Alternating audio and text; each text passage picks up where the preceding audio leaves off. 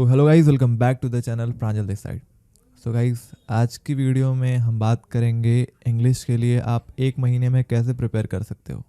देखो यार, IMU CET में जो one of the easiest subject होता है वो आपका इंग्लिश होता है। इसमें आपके 40 क्वेश्चंस आते हैं 40 मार्क्स के, जो आप इजीली स्कोर कर सकते हो। देखो, इंग्लिश के लिए आपको सब कुछ नहीं पढ़ना है। जो चीज़ें पढ़नी है आपको मैं इस वीडियो में बता रहा हूँ, तो बस उतना ही पढ़ लोगे तो यार 35 प्लस तो आ ही जाएगा, 35 प्लस यूल गेट। ठीक है, तो चलो यार स्टार्ट करते हैं इस वीडियो को। और अगर आपने इस चैनल को सब्सक्राइब नहीं किया ना अभी तक, तो प्लीज़ सब्सक्राइब कर दो चैनल को, जिससे कि अभी और भी आने वाली वीडियोस हैं IMU CET के रिलेटेड और स्पॉन्सरशिप के रिलेटेड, जिसको आप पा पाओ, जिसका नोटिफिकेशन आप पे आ जाए। ठीक है, एंड बाकी अगर आपने इस वीडियो को लाइक नहीं किया है तो यार लाइक कर दो इस वीडियो को, जिससे कि ये वीडियो और पुश हो जाए और बच्चों तक पहुँचे। ठीक है, तो जल्दी से लाइक कर दो इस वीडियो को और चलो स्टार्ट करते हैं इस वीडियो को बिना टाइम गवाए। तो हम बात कर रहे हैं इंग्लिश की। तो इंग्लिश में ना यार एक मतलब स्पेसिफिक टाइप ऑफ क्वेश्चन ही आते हैं। ठीक है, हर साल वही टाइप्स ऑफ क्वेश्चन आते हैं। ठीक है, तो जो टाइप्स ऑफ क्वेश्चन हैं जो आते हैं इंग्लिश में वो 6 टाइप के हैं। ठीक है, पहला होता है आपका फिल इन द ब्लैंक्स। अब फिल इन द ब्लैंक्स में क्या होता है कि जो पहला क्वेश्चन होता है उसमें 6 क्वेश्चन होते हैं। ठीक है, जैसे फिल इन द ब्लैंक्स दे देगा कंप्लीट द सेंटेंस, या फिर दे देगा कि fill with a proper word या फिर अप्रोप्रिएट वर्ड, जो भी होगा। ठीक है, उसमें आपको 6 क्वेश्चन मिलेगा। आपको वो 6 क्वेश्चन करना होगा। देखो, 6 क्वेश्चन रहेगा 6 मार्क्स का। ठीक है, बहुत ही ईजी रहता है अगर आपने पार्ट ऑफ स्पीच पढ़ा हुआ है। ठीक है, अगर आपने मॉडल्स पढ़े हुए हैं तो आपका हो जाएगा। ठीक है, बाकी अब दूसरा आता है वन वर्ड सब्स्टिट्यूशन, यानी कि आपको क्या करेगा, वो बोलेगा कि आपको कुछ वर्ड्स दिए होंगे या फिर सेंटेंस दिए होंगे, उनको मतलब क्या करना होगा, आपको एक वर्ड में बताना होगा। ठीक है, लाइक जैसे कि the person who speaks more than one language, तो जैसे इसका हो जाएगा पोलीगॉट। ठीक है, तो ऐसे ही क्वेश्चन वो लोग पूछेंगे। इसमें चाहे आपको एक सेंटेंस दे देंगे या फिर एक वर्ड दे देंगे और उसका एक वर्ड आपको बताना होगा। ठीक है, तो ये भी 6 क्वेश्चन होते हैं। एंड उसके बाद आता है आपका सिनोनिम्स ऑफ अंडरलाइन वर्ड। ठीक है, तो ये क्वेश्चन क्या होगा कि ये बोलेगा कि फाइंड द नियरेस्ट वर्ड या फिर find the nearest meaning word from the option of underline a word from the sentence. ठीक है, आपको सेंटेंस दे देगा, उसमें एक वर्ड अंडरलाइन कर देगा और आपको बोलेगा कि आपको नियरेस्ट जो वर्ड है, ठीक है, उसके रिगार्डिंग ऑप्शन में जो दिया है, जो नियरेस्ट वर्ड है जिसका मीनिंग मतलब काफ़ी आपके सिमिलर है, तो उसको आपको चूज़ करना है। अ काइंड ऑफ सिनोनिम्स ही हो गया है। ठीक है, तो इसमें ये करेगा।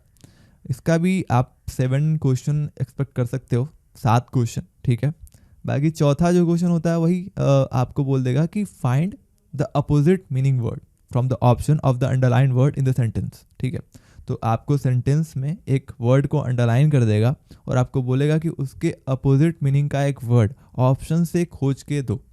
ये भी 7 क्वेश्चन आता है। बाकी आप एक्टिव एंड पैसिव वॉइस या फिर पैसिव से एक्टिव वॉइस, ठीक है, जैसे मैंने लिखा हुआ है एक्टिव टू पैसिव या फिर वाइस वर्सा, यानी वाइस वर्सा का मतलब पैसिव टू एक्टिव। ठीक है, तो ये क्वेश्चन आप कर लेना, ये काफ़ी इंपॉर्टेंट है, बहुत ही ईजी होता है। ठीक है, सबसे ईजी होता है एक्टिव टू पैसिव। बस आपको कुछ रूल्स जो होते हैं आपको याद करने होते हैं। ये आप एक्सपेक्ट कर सकते हो कि 7 क्वेश्चन आएंगे। ठीक है, 7 question you can expect from this topic.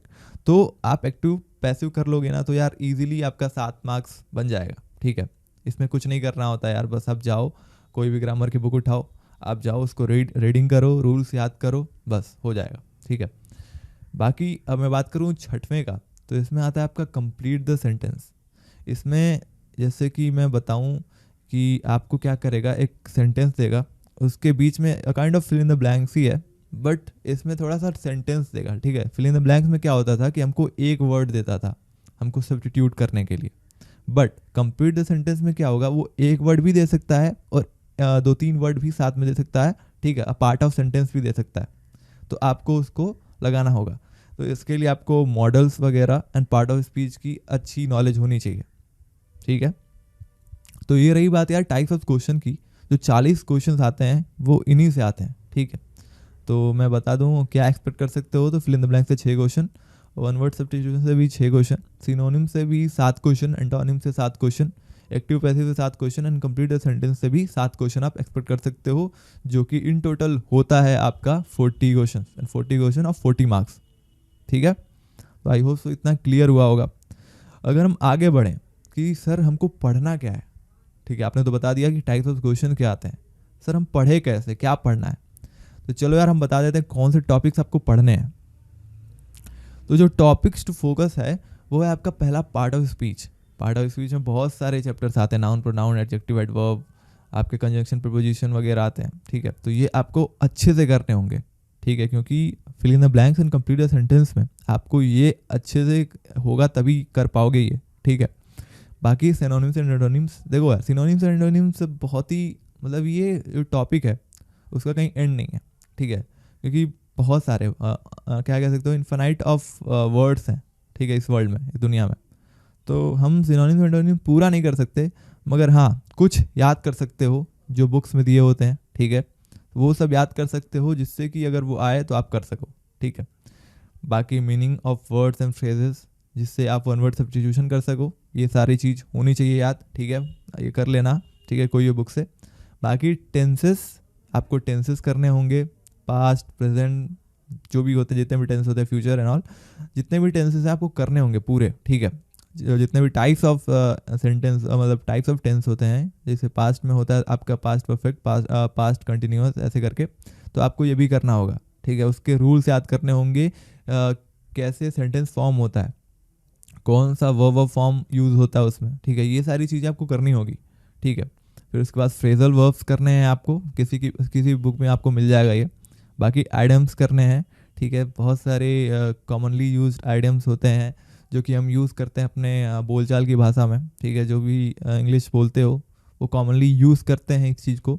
ठीक है, अभी तो स्लैंग्स का ज़माना है, तो यार आइडम्स आई थिंक कमी हो गया यूज़। ठीक है, तो आगे बढ़ते इसमें आपको एक्टिव पैसिव करने हैं, एक्टिव पैसिव वॉइस भी करने हैं, क्योंकि बहुत ही इंपॉर्टेंट टॉपिक है। 7 मार्क्स का आता है ये। ठीक है, ये तो कंफर्म है कि 7 मार्क्स का आएगा और ये श्योर होता है। ठीक है, ये श्योर शॉट होता है। आप अगर कर रहे हो एक्टिव पैसिव तो आपके वो 7 क्वेश्चन बन जाएंगे। ठीक है, आपको कोई ये सिनोनिम्स एंटोनिम्स की तरह वो नहीं, किस्मत के भरोसे नहीं जाना पड़ेगा कि यहाँ सर सिनोनिम्स एंटोनिम्स जो पढ़े हैं वही आ जाएगा तो सही रहेगा। ठीक है, ये तो एक्टिव पैसिव, तो तुम वहाँ पे रूल लगाओगे तुम्हारा हो जाएगा। ठीक है, तो अब मैं बता देता हूँ कि आपको अगर प्रिपरेशन करना है तो आप कैसे प्रिपेयर कर सकते हो। तो मैंने यहाँ पे 2 सेक्शन बनाया हुआ है। पहला है फॉर सेल्फ स्टडी, यानी अगर आप खुद से प्रिपेयर करना चाह रहे हो, और फ्रॉम आवर बैच, यानी दूसरा मैंने लगाया है कि अगर आप हमारे बैच से प्रिपेयर करना चाह रहे हो तो। ठीक है, तो पहले मैं बात कर लेता हूँ सेल्फ स्टडी की। तो सेल्फ स्टडी में क्या है कि आपको कोई भी एक ग्रामर की बुक उठानी है। चाहे आप देखो NDA पाथफाइंडर उठाओगे तो उसमें भी इंग्लिश है, आप एयरफोर्स सेक्शन वाई भी उठाओगे तो उसमें भी इंग्लिश है, और वहाँ पे रूल्स भी दिए हुए हैं। तो अगर आप पढ़ पा रहे हो, अगर आप सही से मतलब उसको मेमोराइज़ कर पा रहे हो, तो आप जाओ बुक उठाओ और उस रूल्स को मेमोराइज़ करो। बाकी practice exercise of the book. ठीक है, जो भी बुक उठा रहे हो उसका जो भी एक्सरसाइज होगा, जो भी चैप्टर के एंड में होगा, उसको आपको करना है जिससे कि आपका प्रैक्टिस हो पाए। ठीक है, जो थर्ड है research about the latest trend of the question, यानी मान के चलो जो भी लेटेस्ट ट्रेंड होगा क्वेश्चन का, जो भी IMUCET का होगा लेटेस्ट ट्रेंड, वो आपको पता करना होगा कि कैसा आ रहा है। ठीक है, उसी के हिसाब से आपको प्रिपेयर करना पड़ेगा। ठीक है, आपको ज़्यादा एक्स्ट्रा कुछ नहीं पढ़ना है, जो आता है वही पढ़ना है। बाकी गिव मॉक टेस्ट, यानी जितना हो सके उतना मॉक टेस्ट दो IMUCET का। ठीक है, चाहे आप IMUCET का दे रहे हो चाहे इंग्लिश का दे रहे हो। ठीक है, IMUCET का ही दोगे तो ही बेनिफिशियल है। अगर आप कोई भी इंग्लिश का मॉक टेस्ट दे रहे हो तो उसमें बहुत सारे टॉपिक जो होंगे एडेड होंगे जो आते नहीं हैं IMUCET में, तो वो वेस्ट चला जाएगा, आपका टाइम वेस्ट होगा। तो जितने भी IMUCET के जो मॉक टेस्ट हैं वो आप कर सकते हो। बाकी अभी हमारे मॉक टेस्ट भी अभी हमारे चलेंगे। ठीक है, तो आप उसको भी दे सकते हो।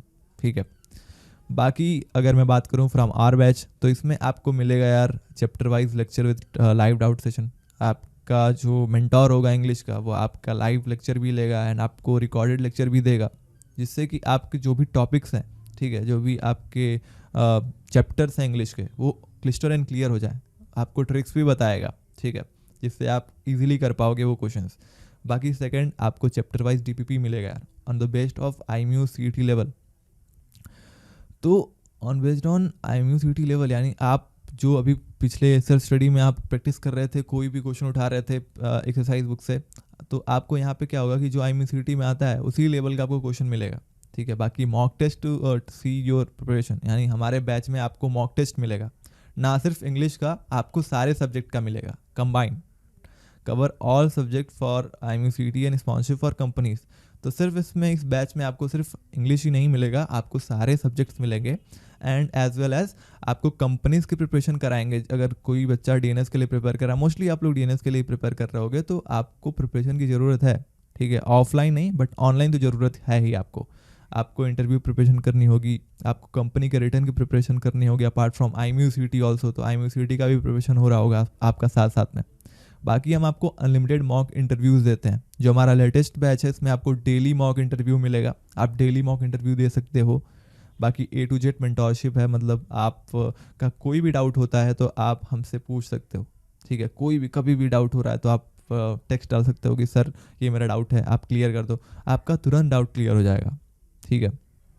और फॉर फर्दर इन्फो ज़्यादा बताने की ज़रूरत नहीं है, अगर आप और ज़्यादा इन्फॉर्मेशन चाहते हो तो आप इस नंबर पे व्हाट्सएप कर सकते हो कि sir I want to join your batch, and वो आपको सारी इन्फॉर्मेशन आपको प्रोवाइड कर देगा। सो आई थिंक इंग्लिश का जो पार्ट था आपको क्लियर हो गया, एंड आप इजीली अब 40 मार्क्स तो आपके हाथ में है, ठीक है। अगर आपने अच्छे से प्रिपेयर किया तो आपका 40 मार्क्स तो हाथ में है, ठीक है। तो 40 मार्क्स आ गया ना, तो फिर मतलब काइंड ऑफ तुम्हारा रैंक बूस्ट हो जाएगा अगर तुमने फिजिक्स केमिस्ट्री मैथमेटिक्स अच्छे से कर लिया तो, क्योंकि ये तो फिजिक्स केमिस्ट्री मैथमेटिक्स तो कॉमन सब्जेक्ट्स है ना यार, ठीक है। आप लोग तो पढ़ ही रहे होते हो, क्लास 11 12 में पढ़ ही रहे हो, ठीक है। इंग्लिश ज़्यादा कोई फोकस नहीं करता है, जो ग्रामर वाला पार्ट होता है, जो कंपटीशन वाला पार्ट होता है, तो इंग्लिश के लिए आप ये कर सकते हो। बाकी यार अगर अभी तक आपने चैनल सब्सक्राइब नहीं किया तो चैनल सब्सक्राइब कर लो, ठीक है। बाकी बेल आइकन को भी दबा देना जिससे कि हमारे आने वाली वीडियोज़ की नोटिफिकेशन आप तक पहुँचे। बाकी देख लो, व्हाट्सएप करना है तो आप यहाँ पे कर सकते हो, अगर बैच ज्वाइन करना है तो हमारा ऐप डाउनलोड करो, ठीक है। हमारा ऐप डाउनलोड करोगे उसके बाद आपको उसमें फ्री कंटेंट भी मिल जाएंगे, आपको वहाँ पे डेमो फ्री कंटेंट भी मिलेंगे जिसमें आपको DPs मिल जाएंगी फ्री में, आपको मिल जाएगा क्या कहते हो, आपको कंपनी वाइज PYQ मिल जाएगा, और आपको इंटरव्यू क्वेश्चन भी मिल जाएंगे फ्री में, तो आप वहाँ से जा सकते हो, देख सकते हो हमारा ऐप डाउनलोड करके। बाकी व्हाट्सएप करो अगर आपको बैच ज्वाइन करना है। तो ऐसे ही वीडियोस के लिए बने रहो चैनल पे, मिलते हैं अगली वीडियो में, तब तक के लिए आई एम साइनिंग आउट।